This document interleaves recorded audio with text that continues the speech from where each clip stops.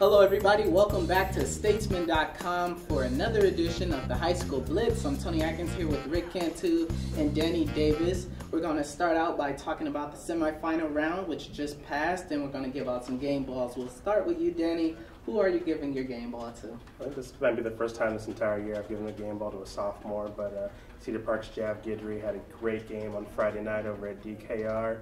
He rushed for 119 yards on only 6 carries, also scored a touchdown, had 2 interceptions on defense, probably had the 2 biggest plays in a 49-21 win over Crosby in the state semifinals, had an 80-yard touchdown run when Cedar Park was down 14-0, which helped get them right back in the game. And then with about a minute left in the first half, Crosby's driving down to tie it at 28, intercepts the ball at the 2, runs all the way back. On the next play, Thomas Hutchings, they got to the 5, Thomas Hutchings scores. So it could have been a 28-28 game. Instead, Cedar Park was up 35-21, and that sophomore stepped up big. Yeah.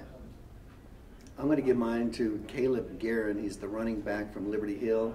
It wasn't the greatest game for Liberty Hill. Their season ended with a tough loss, 49-26, against an extremely talented Navasota team that probably will finish #1 this coming week.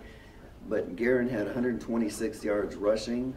He had 2 touchdowns, 1 a long one. They built a 26-21 lead at one point in the first half.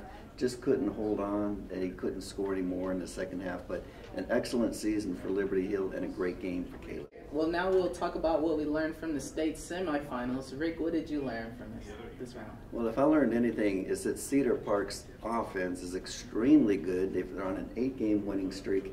They're averaging 52 points per game, and it seems like every time I look up, it's a different hero, from Thomas Hutchings to the new quarterback to Chris Hutchings has had a good season too. I'm not even sure if they got one 1,000-yard rusher right now. No.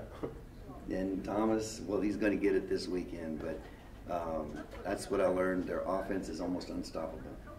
All right, what about you, Danny?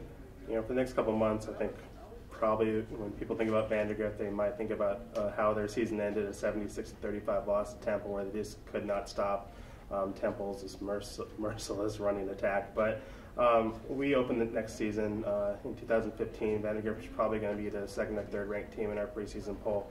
A lot of talent coming back. They're going to have another shot at a state championship. Travis Brandon's going to be coming off a 2,600-yard season. Paxton Seguina caught 20 touchdown passes. They're bringing back 5 starters on their offensive line. Alex Fernandez, he might shift to the quarterback position. He did get a start this year, threw for 330 yards. The offense is going to be stacked. They're going to continue to score points. Their defense is going to bring back a lot of talent, and if they can fix some things, not give up 76 points again, I think this Vandergrift team is going to be on a lot of people's radars when the season opens. You might even see them as a trendy pick for a couple people when they're picking state champions. So the Vipers had a great season, 5th varsity year, reached the state semifinals, and we haven't heard the last from Coach Drew Sanders and his crew. All right, well, that's what we learned this week. Check back in at Statesman.com for the results of the state